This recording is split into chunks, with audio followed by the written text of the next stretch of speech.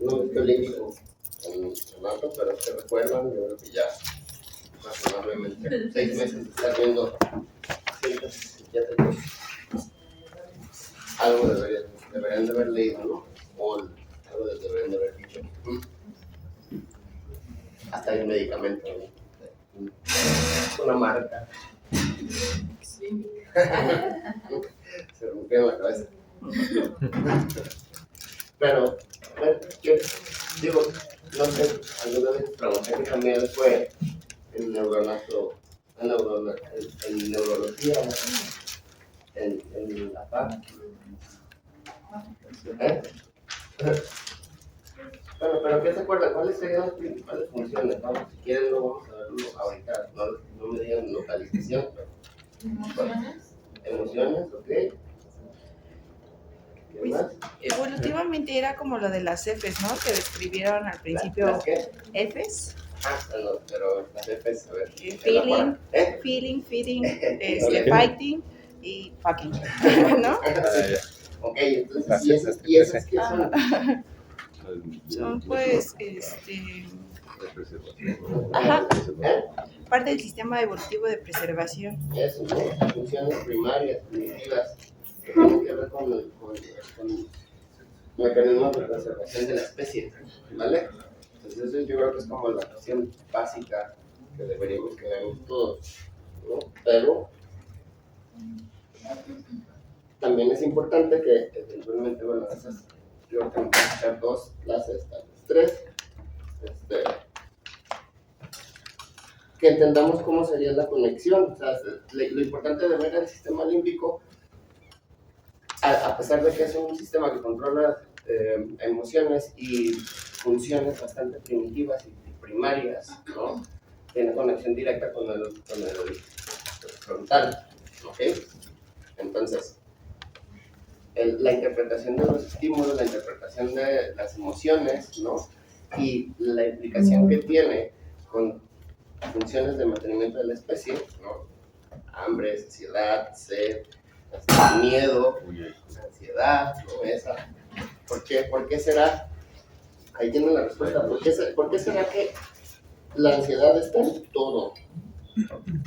¿No? En todas las. ¿Por qué? Porque está aquí, porque está a la par. En cuanto a cuestiones jerárquicas, probablemente esté a la par de la sed y de la conducta de búsqueda de comida, o la conducta de búsqueda de sexo, ¿no? Entonces, en ese grado jerárquico podríamos poner las funciones del sistema límbico y la importancia, lo vamos a ver más adelante, la conexión que tiene el frontal, ¿no? Entonces ya lo que ya vimos de frontal, la toma de decisiones, el comportamiento social, la ejecución de programas motores, ¿no? O también la ejecución incluso del lenguaje, escritura y todo lo que nos permite interactuar con el medio externo, pues digamos que el sistema límbico, ¿se acuerdan en el cuadrito ese que les dije? Este es el resumen del resumen de lo que vamos a hacer como psiquiatras de Mesulán. ¿Se acuerdan? O sea, llegaba el sistema límbico y después del sistema límbico, ¿qué seguía así? Lo más profundo. Tálamo. Pues venía ya después de sus morales, ¿no? Hormonas, ¿vale? Pero aquí se también la va a estar regulando, ¿no? O sea, ¿qué pasa en el sistema límbico? Si nos vamos a endocrino, ¿qué? Pues la hipersecreción también de hormonas de ACT, bueno, de producción de ACT por el hipotálamo, luego a la hipófisis y de ahí a la suprarrenal. Bien, ¿y cuál sería también? O sea, ya estamos ahí, suprarrenales, noradrenalina, ¿no? Bueno, adrenalina si es en el cuerpo, ¿no? Noradrenalina es la de nosotros, aunque sea la misma, la del cerebro, ¿vale? Pero ahí también la que me importaba que tuvieran bien en cuenta que es otra que pueden, es algo que pueden investigar y que está muy en boga, cortisol, ¿no? O sea, la activación del sistema límbico va a ser liberación constante de cortisol. Y eso ya toda la cascada de lo que sabemos en cuestión ya metabólica, ¿no? ¿Vale? Y les digo, ¿por qué les digo que es interesante? Porque pues ver, nosotros estamos acá y tampoco se vale quedarnos en nuestro nicho, porque pues, hay endocrinos que están yendo hacia arriba, o cardios, por ejemplo, ¿vale? Entonces, vale.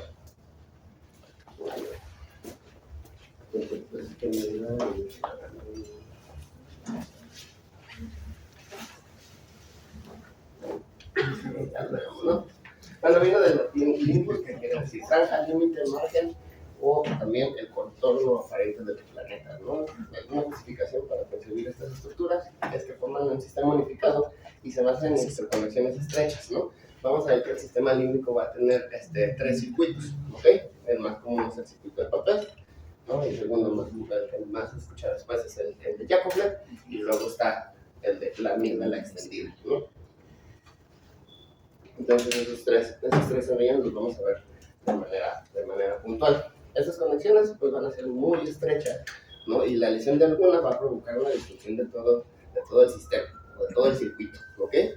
También vamos a tener, cuando eso suceda, vamos a tener también algo un término que ya también saben, que es degeneración retrógrada, ¿no? Que si tienes una lesión en una estructura, pues por falta de uso se va lesionando, ¿no? Las demás interconexiones, en este caso es retrógrada, pero pues puede funcionar tanto como aferencias y como aferencias, ¿no? O sea, entonces esta típica de alguien que se le rompe el lente y nunca lo arregla, al rato va a perder la visión poco a poco.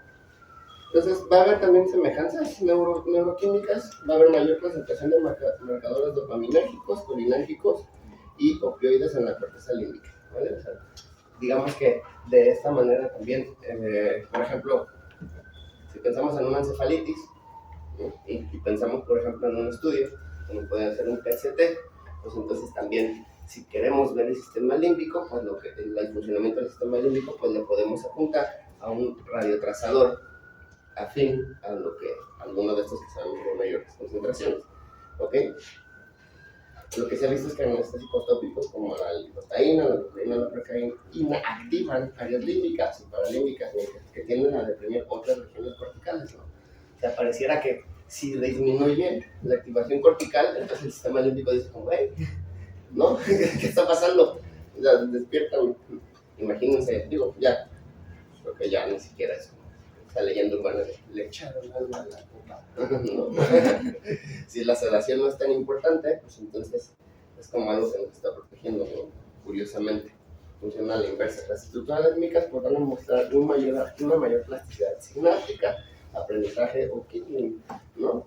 Y la afinidad por el virus del herpes zóster para casi todos los componentes límbicos de la corteza sugiere sitios de antígenos comunes reconocidos por el virus. Eso alguna vez se los comenté, ¿no? De estos pacientes allá en neuro que tenían síndrome de ¿qué? Cuando hay destrucción de la amígdala, ¿se acuerdan? Clyburn-Buss, sí. Hipercefalidad, hiperoralidad, hipermetamorfosis. Pues la que les decía que era pasante, que les dio la encefalitis por herpes, la doctora, ella tuvo encefalitis por herpes zóster y por el desarrollo del virus, ¿no? El síndrome, y pues bueno, es esto, pues por el trofismo que tiene, mayor cantidad de antígenos, sobre todo para virus de hepatitis, Herpes. Sí. Entonces, eso es curioso, pues, porque particularmente este trofismo, pues hace que haya una destrucción bilateral, que va a ser raro en otros casos, ¿no? Probablemente puedas tener una tumoración, un EBC, ¿no? Pero algo que sea como tan puntual, bueno, sería también otro, igual, esto es por una cuestión mediada por anticuerpos, pues la otra son las encefalitis límbicas, ¿no? También están muy de boga, ya no tanto. Es un artículo que está muy bonito en el de Nature, publicidad, ¿no? Gratis, con su suscripción a la dinámica. Pero vean, ¿no? Las piedras angulares históricas para entender el cerebro emocional. Entonces vean desde cuándo estamos como describiendo. 1868, Carlos describe los efectos en la corteza prefrontal por el accidente con Phineas Gage, ¿no? En 1868. Entonces ya estamos viendo, a ver, algo está pasando aquí. Esto controla las emociones de manera importante. Por tanto, la toma de decisiones. Ahí estábamos enfrentando, evidentemente, Phineas Gage no tuvo lesiones límbicas, pero pues digo, es un resumen de cómo hemos ido entendiendo el cerebro y las emociones. En 1872, Darwin publica la expresión de las emociones en el hombre y los animales. En el 84, William James propone su teoría del cerebro emocional. En el 85, Lange propone una teoría similar a James, ¿no? Siempre ahí se están peleando. Y luego Miles en 1912 propone que el cerebro derecho, el hemisferio derecho, es el que controla las emociones, ¿no? Más o menos es lo que decíamos, ¿no? Esta lateralidad, que el izquierdo pues, como más aburrido, la cuestión de la aritmética, ¿no? El síndrome de Pal, en el área TPO, agrafia, calculia, clase digital. Gerson, ¿no? Sí. Entonces, esto ya desde 1912, en el 31, Cannon y Barr también continúan la teoría de las emociones. Kluber y Busey en el 37, junto con Papez también en ese año. Papez describe la teoría de las emociones y pues, posteriormente su circuito, y Kluber y Busey publican el trabajo de las lobectomías temporales, ¿no? O sea, pues sí, lo que hacían era eso. Por ahí les enseñé algunos fotitos, ¿no? De simios queriendo tocar cascabeles a través de un espejo, ¿no? O un gato queriendo tener relaciones con un pollo. Aquí fue el 37, en el 43, Hess y Brugger describen su trabajo en grabar, single cell recording, describen de manera histopatológica las células del hipotálamo, ¿no? MacLean, que también es como de las piedras angulares, hace su propuesta del cerebro tripartita y el modelo límbico de las emociones. Y en el 56, Weisbrand describe los efectos de la ablación de la amígdala en monos, ¿no? Y Scheria también describe el aproximamiento otra teoría del aproximamiento, en este caso withdrawal, podría ser como abstinencia en el modelo de las emociones, ¿no? Pues, otro también, Nauta, que es un neuromecanista muy famoso, propone unas versiones tempranas del marcador somático, ¿no? Que el marcador somático, pues ya Damasio, apenas hace 20 años, lo empieza a describir de manera mucho más puntual, pero ahora desde el 70 ya Nauta lo estaba haciendo, ¿no? Bueno, pues vamos hasta acá, nos vamos a adelantar porque, pues vean, ahorita sigue la otra parte del escala, ¿no? Ahí nos quedamos en el 80. Pero vean del libro que hablamos de Darwin, ¿no? La expresión de las emociones en hombres y animales. Entonces, pues veamos aquí qué sería. ¿Qué emociones reflejan? Pues sí, puede ser disgusto, enojo, y a lo mejor antes de eso pues hay ansiedad o miedo, ¿no? Es como una respuesta ante algún estímulo que puede dañar, ¿no? Pero pues vean, es prácticamente la misma. Bien, aquí ya vamos acá. En el 86, Ledoux propone múltiples vías hacia la amígdala que conectan con que condicionan el miedo, ¿no? Damasio, ya en el 91, ya es el que él desarrolla bien la teoría del marcador somático, ¿no? Panksepp acuña el término en el 92 de neurociencias afectivas, ¿no? Entonces, fíjense, a lo mejor, no, ninguno es del 92, ¿no? Por ahí uno, no sé. Pero vean, o sea, digo, no está tan lejos, ¿no? Tenemos 30 años, digo, hace 30 años apenas estaba hablando de neurociencias afectivas. O sea, como el hecho de poder plantear las emociones en el marco neurológico, en realidad ha sido ambiguo, no muchos le han entrado y es difícil, ¿no? Y es nuevo. 94, Adolf y colaboradores describen el reconocimiento alterado de las emociones en las expresiones faciales después de un daño bilateral en la amígdala. Están viendo que eso tiene que ver con el reconocimiento de emociones. Becerra y colaboradores también demuestran que la amígdala es necesaria para el condicionamiento del medio, pero no es explícito en la memoria o el condicionamiento de las experiencias. Entonces ya es cuando empezamos a dividir el sistema límbico y empiezan a ver ya de manera objetiva algo que a lo mejor se había teorizado, pero ya empiezan a describirlo de manera objetiva, como la amígdala, por ejemplo, funciona para el reconocimiento del miedo, para el reconocimiento de las expresiones, pero no tiene que ver con la memoria, ¿no? O sea, puede seguir recordando que ya sabemos que es en el hipocampo, ¿no? 96, Cahill y colaboradores, ahora sí, ellos demuestran cómo la amígdala es importante para la consolidación emocional de la memoria. Es decir, si recuerdo, si tengo amígdala recuerdo y le doy una importancia efectiva. Si no tengo la amígdala recuerdo, pero es como, Así, pues, se movió. ¿Qué pasó? El 11 de septiembre. Es el plan de mi esposa. Tengo otro recuerdo. Otros datos. Phillips y colaboradores proponen en el 97 que la ínsula es específica, es el sustrato neural específico para percibir la expresión facial de disgusto, ¿no? Si ya empezamos a ver cuál, o sea, ya tengo la amígdala, pero si hay una lesión en la ínsula, no reconozco el disgusto en nosotros. Bueno, reconozco tristeza, ansiedad, pero disgusto no. Y bueno, pues ya al final, miren, el último que nos pone es ya 2002. Bueno, Damasio, yo creo que también es Damasio es un neuropsicólogo, pero pues quien se quiera echar un clavado es bastante bueno en sus libros. Tiene uno bonito que se llama El error de Descartes. Y bueno, pero en el 2000 publica la evidencia de que hay diferencias en las regiones del cerebro y que cada una de estas regiones puede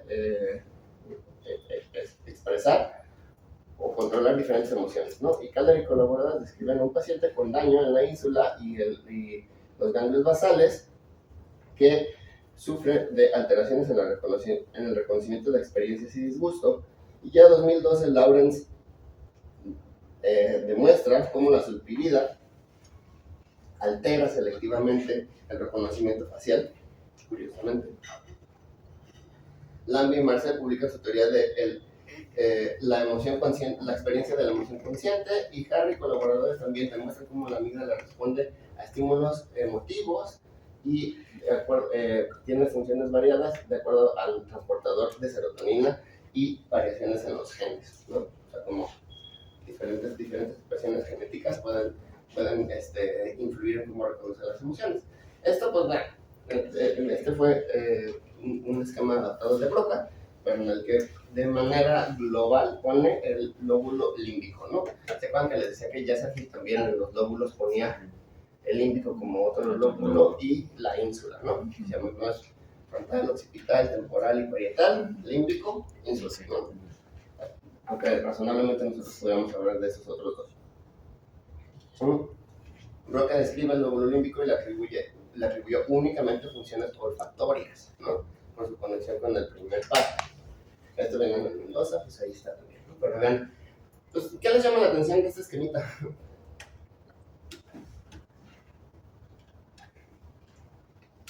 No es humano, ¿no? Entonces vean, neocorteza.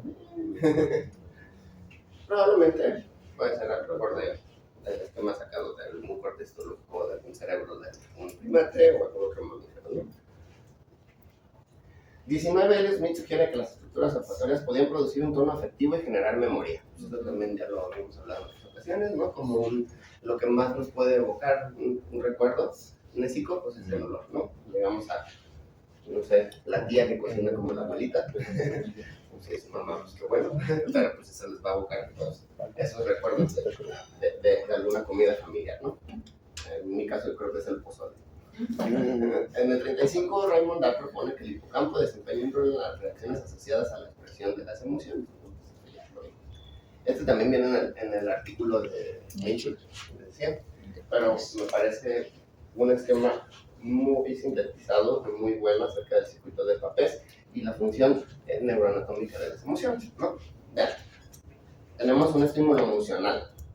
Aquí, pues, bueno, lo que parecería difícil de entender es que pues va al tálamo, pero esto es simplemente por una cuestión como de vía de entrada. Evidentemente el estímulo emocional pues va a entrar por dónde.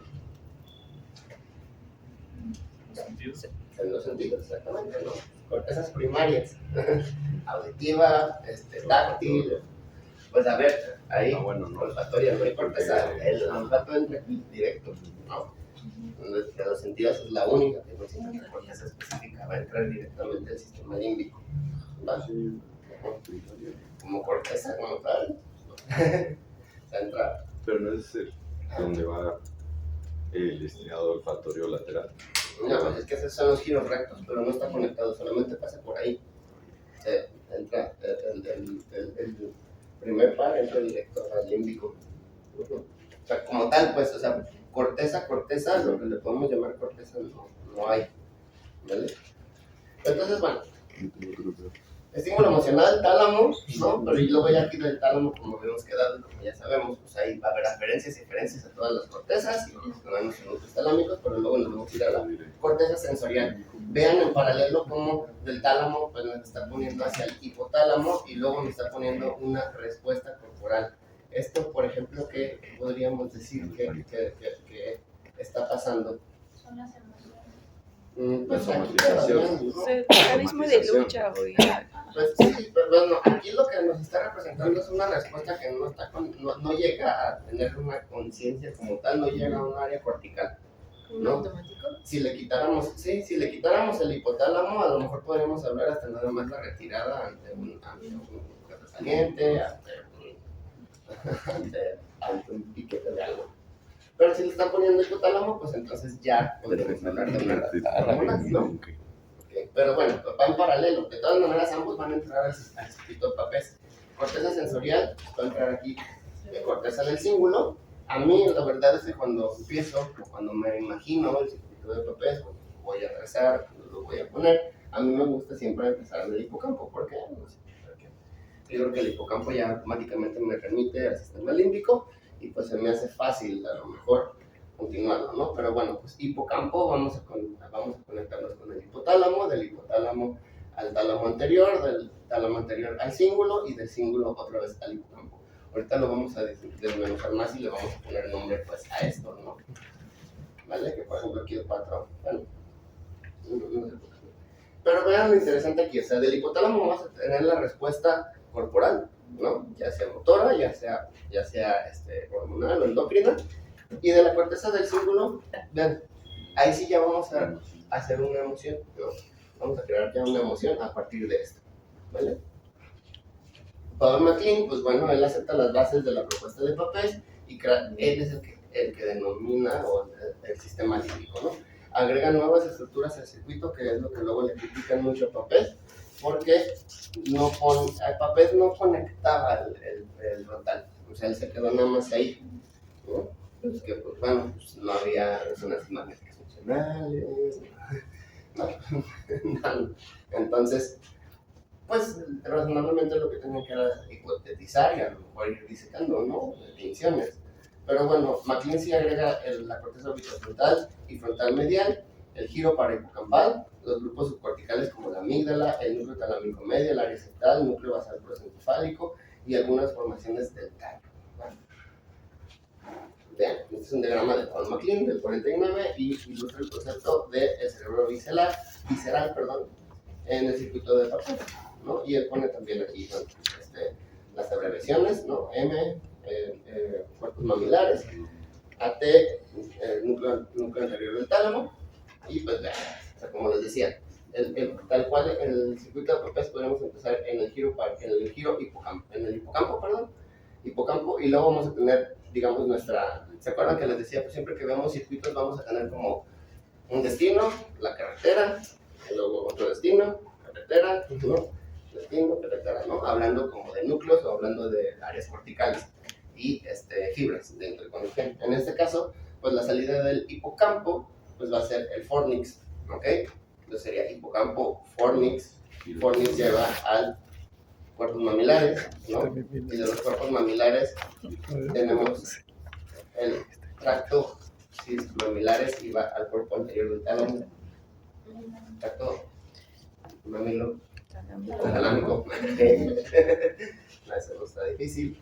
Entonces, cuerpos mamilares, tracto mamilo-talámico, núcleo anterior del tálamo, y luego del núcleo anterior del tálamo al cíngulo sería conexiones tálamo singulares o tálamo corticales, cíngulo, y luego lo curioso del cíngulo, lo que ya les había dicho, que resulta ser un destino o una vía, ¿no?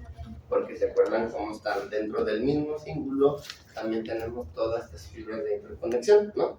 Entonces, al llegar al cíngulo a través de las fibras tálamo-corticales, pues de ahí ya entra el cíngulo, empieza todo lo que vimos del procesamiento de emociones, ¿no? Y a lo mejor el darle esta interpretación al estímulo externo y darle una interpretación afectiva, y después de ahí pues va a recorrer todo el cíngulo, va a entrar de nuevo al temporal, al giro parahipocampal y va a volver a llegar al hipocampo, ¿no?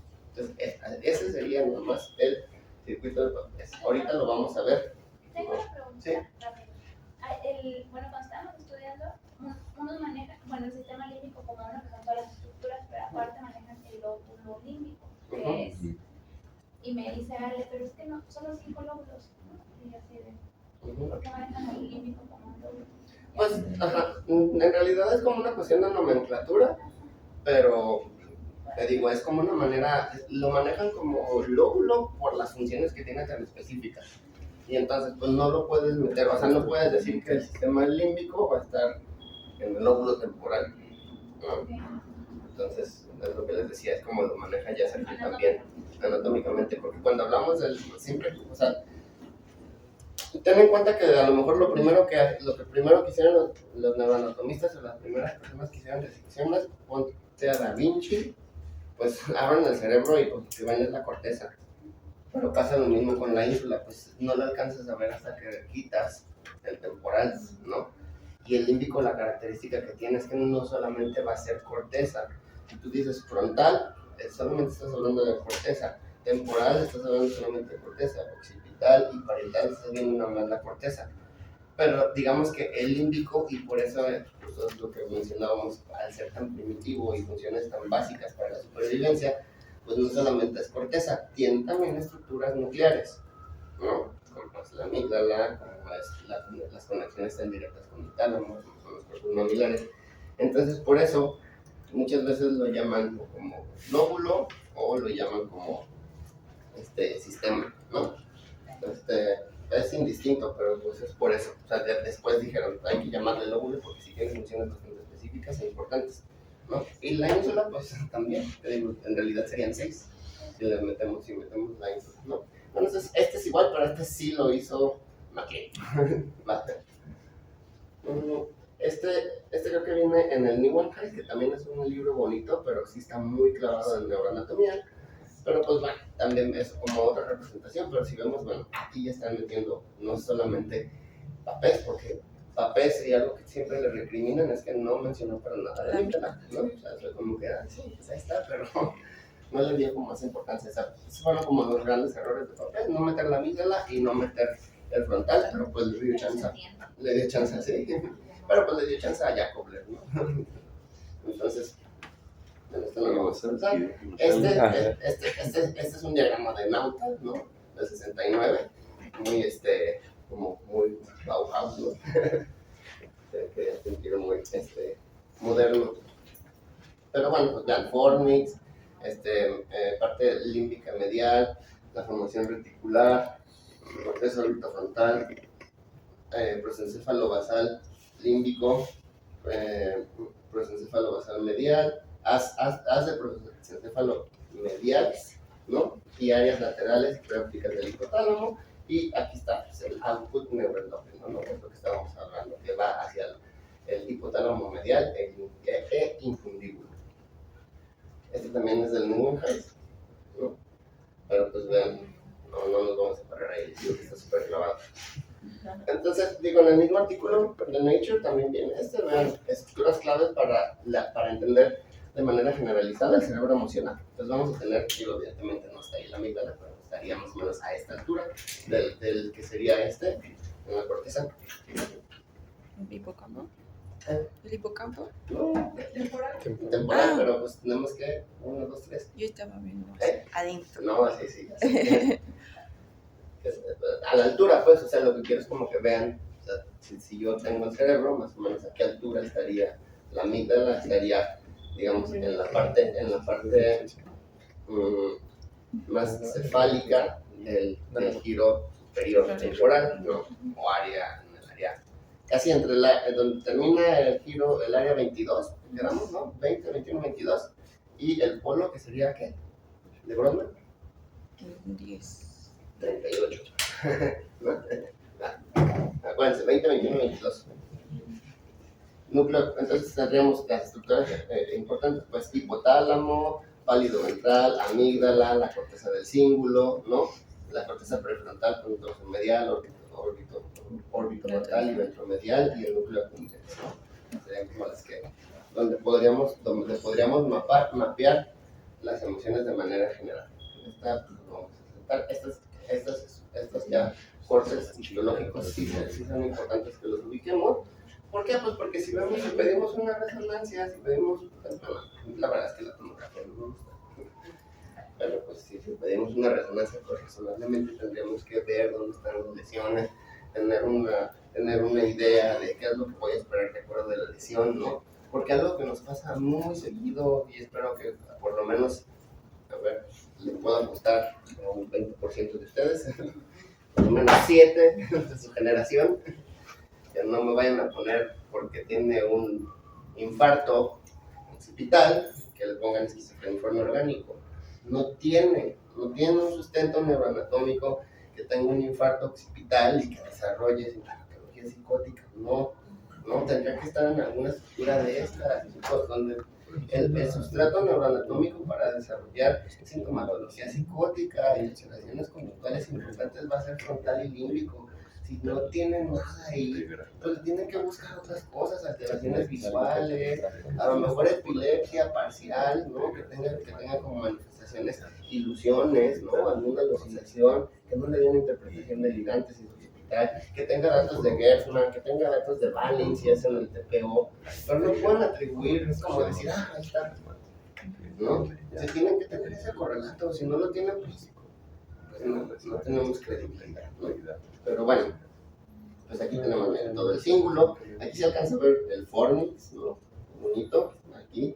Recuerden, el fornix son estas dos salidas, dos fibras que rodean todo el tálamo, ¿no?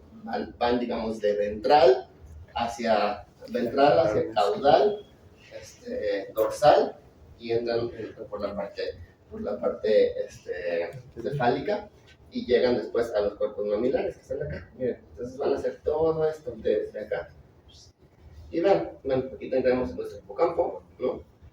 Aquí tenemos nuestro giro hipocampal, ¿no? El giro fusiforme, y acá estarían nuestros 3 giros temporales, vean, superior, medio, inferior, y luego tenemos este primero, que sería último, que sería nuestro giro fusiforme, y luego ya del giro fusiforme ya tendríamos el surco colateral, ¿no? Que sería y luego después de ya tendríamos el giro parihipocampal, que sería y luego ya el hipocampo, ¿ok?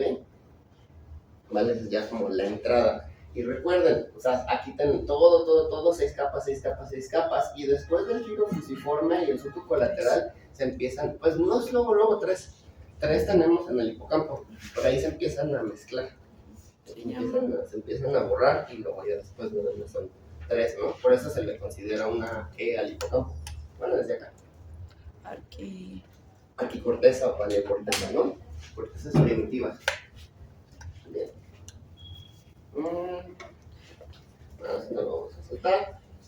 Pero bueno, a ver, aquí, subcorrenal. La corteza retrobasal o cortical de la amígdala, surco colateral, hipocampo, ¿no? Y aquí tendríamos, sería nuestro fornix, ¿no? También otras áreas importantes como para describirlo o localización, pues tendremos nuestra área subcallosa, que estaría aquí en el 1. También área subcallosa, ¿a qué pertenecería, chicos? El área subcallosa o un callosa, ¿por qué subcallosa? Debajo del okay. Pero si hubiera una lesión ahí, ¿qué me dirían? Se lo dimos en frontal. Es el área 25 de Brodmann. Subcallosa también le llaman subgenual. Más específicamente subgenual, porque es la rodilla del cuerpo calloso, ¿no? Si yo digo subcalloso, pues cualquiera me podría decir como, ¿no? Pues a lo mejor puede ser un ventrículo, ¿no? Que pues está acá, ahí está medio específico. Pues yo así hablo yo subgenual, entonces ya estoy hablando de esta área, el área 25 de Brodmann, y que pues es prototípica del orbital, ¿vale? Desinhibido. No, perdón. Frontal medial, errorzote. Frontal medial, ¿no? Apatobúlico, porque de hecho es el target para la cirugía teletáxica en depresión, ¿no? Uno de los targets. Y bueno, de ahí pues vemos el símbolo, ¿no? Que decimos que pues es fibra y corteza. A ver, ya. Esto es lo que les pregunté al principio. Ahí está. Esas son las 5 funciones básicas del sistema límbico, chicos. Eso por lo menos tenemos que tener así consciente y corriente, consciente y constante dentro de estas funciones, ¿ok? ¿Vale? Almacenamiento de información y memoria, ¿no? Hipocampo, la canalización de emociones y motivaciones, hambre, sed, líbido hacia la conducta motora y el contenido mental. Esto prácticamente es lo que vemos, ¿no? Muchas veces. O sea, cómo nuestras emociones regulan nuestra conducta, ¿no? Lo que ven en urgencias, ahí está. ¿Vale? ¿Por qué viene el paciente? Por una disfunción límbica derivada de... Se escucha bonito, ¿no? Orden. Digo, es que a ver, quitarle la etiqueta de un trastorno psiquiátrico y ponerlo desde un punto de vista neuroanatómico nos abre un montón de posibilidades. Nos abre un montón, o sea, lo que probablemente pudiera ser una persona que entre dentro del cajoncito tan fácil de aprender del DSM y del CIE, ¿no? Con paloteo, nos abre un abanico de posibilidades, que puede ser una tumoración, que puede ser una lesión, que puede estar descargando, ¿no? O sea, está fallando esa estructura junto con el frontal. ¿Por qué? No sé. ¿No? Le hago atábicos, tiene todo eso. Pues no, pues bueno, a lo mejor estaría raro porque se gana su rezo. Enlace entre la actividad mental con estados autonómicos, hormonales e inmunológicos, eso ya lo vimos, ¿no? O sea, todo este procesamiento, después va al hipotálamo y después de ahí tiene una respuesta hormonal y va a haber un cambio, ¿no? Se me quita la sed, se me quita el hambre, se me quita el deseo sexual, etc. Coordinación de conductas afectivas relacionadas con la cohesión social, esto pues directamente ligado con el orbitofrontal, ¿no? Con el orbitofrontal para esta conducta social, percepción del olfato, el gusto y el olor. Entonces diríamos que esta sería como la más primitiva, ¿no? Es esta y la dos maneras.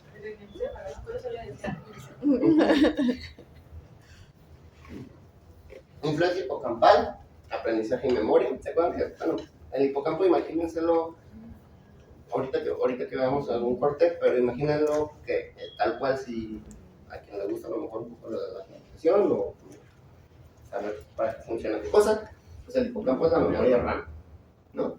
Declarativa. Sí, pues, explícita, declarativa o también de corto plazo, ¿no? O sea, lo que hace el hipocampo es estar captando y solamente está almacenando como de 5 a 10 minutos, lo que le doy yo una importancia, lo voy a mandar y lo voy a almacenar. Si no tiene importancia, lo voy a olvidar, ¿no? Como lo del RAM. Si yo no lo guardo, estoy haciendo mi presentación y se me apaga, se va la luz, pues nada más guardo hasta donde la RAM quiso y lo que guardo es lo que se quedó en la RAM, no lo que, si no lo guardé, pues, ¿no? Y ya perdieron ahí 3, 4 días. La vez que se fue la luz. Imagínense así. La influencia amigdalina pues va a estar la emoción, motivación, las conductas afectivas y la función autonómica hormonal inmunológica, ¿no? Funciones límbicas, también viene en el Mendoza, pero pues bueno, si se fijan son las mismas, nada más nos ponen 9, ¿no? Pero es preparación del cuerpo para una acción a través de la iniciación de una respuesta autonómica apropiada.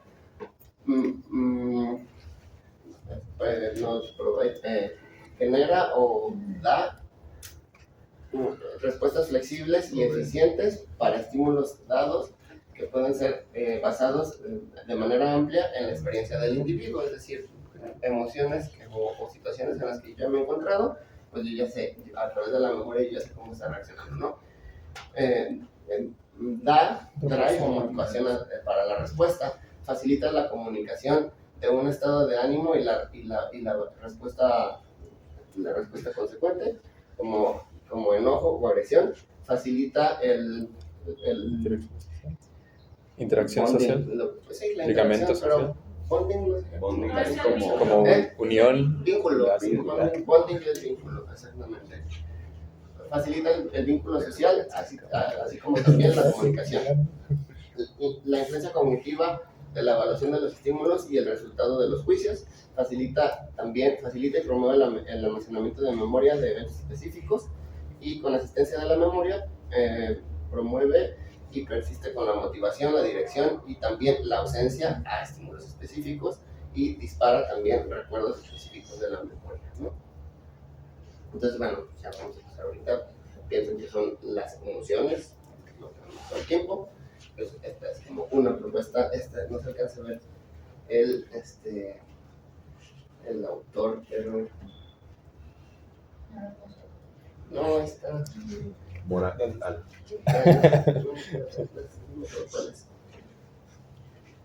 Creo que es alguna de semiología. Sí, pero eso cuando lo alcanza a ver. Caponi. ¿Quién sabe? Pero bueno, esto es lo que nos dice. Actos orientados hacia un objetivo son la última instancia motivadas por las tareas biológicas de satisfacer nuestras necesidades en el mundo exterior, o también la función de la conciencia, que hace una gran contribución al desempeño exitoso de esta tarea, relacionado con la información sobre el estado actual del organismo, como las circunstancias que prevalecen en el medio exterior. ¿Okay? Esta información es consciente porque es intrínsecamente valativa. Todo el tiempo lo estamos percibiendo y todo el tiempo lo estamos analizando. Nos dice cómo nos sentimos acerca de las cosas. Nuestro sentido básico del conocimiento del mundo externo e interno no es solo cuantitativo, siempre conlleva una sensación que el término ponen como qualia, ¿no? Cualitativa particular. Y esto es lo que da la capacidad de fijación, ¿no? O sea, lo que hace que tengamos que nos importe ese recuerdo, o que cuando nos volvemos a exponer ante una situación similar, ya tengamos este recuerdo o lo asociemos. Las emociones son afines a la modalidad sensorial, una modalidad sensorial dirigida internamente que ofrece información acerca del estado actual del yo corporal en contraste con el estado del mundo, ¿vale? Esto también es importante porque, pues, entonces, de acuerdo a la modalidad sensorial que esté generando esa emoción, pues es donde yo voy a dejar memoria, ¿no? Hacia dónde se va a ir, de dónde voy a jalar, ¿no? O sea, si yo estoy teniendo un recuerdo de una canción, pues ese recuerdo de esa canción se va a almacenar en el temporal, ¿no? No se va a almacenar en el occipital, ¿vale?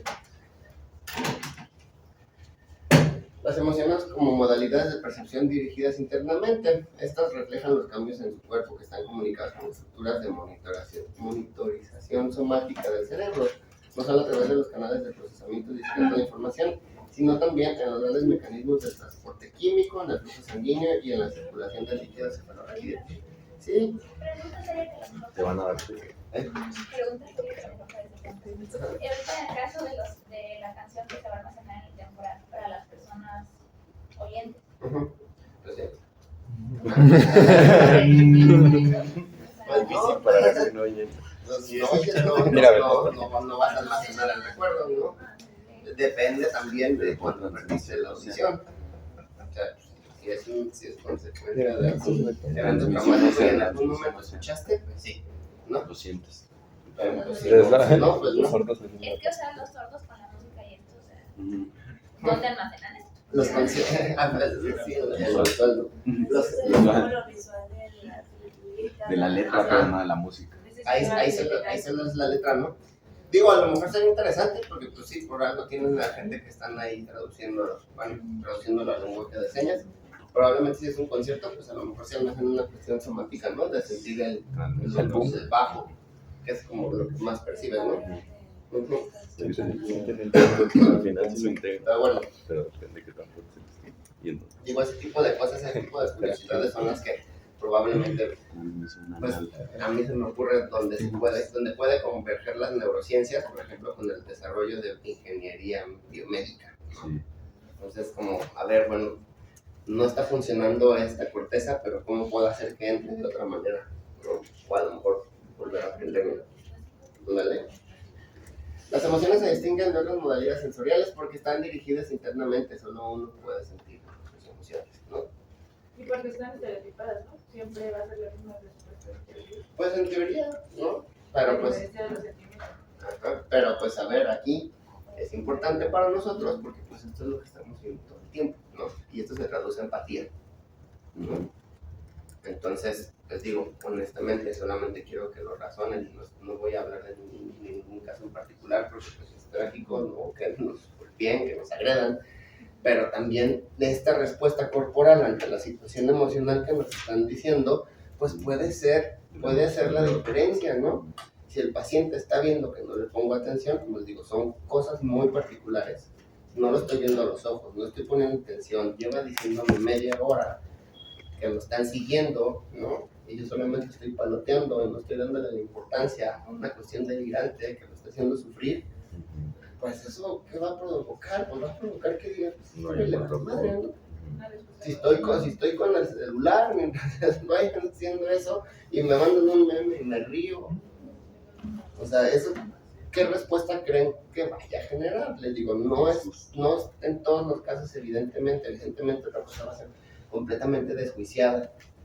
Claro, tenemos que tener cuidado con eso, y eso es aquí. O sea, solo uno puede sentir sus emociones, sí, pero a nosotros nos las están abriendo.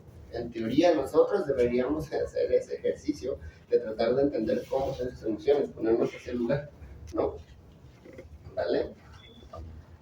A ver, son propuestas de las funciones del sistema límbico de Mendoza. Pues bueno, de las funciones que vimos, ¿cómo se van a sintetizar? Pues mantenimiento de la homeostasis del cuerpo, mantenimiento de las conductas dirigidas a metas, supervivencia del individuo y supervivencia de la especie, y aprendizaje y memoria, ¿no? Como otra manera de abordar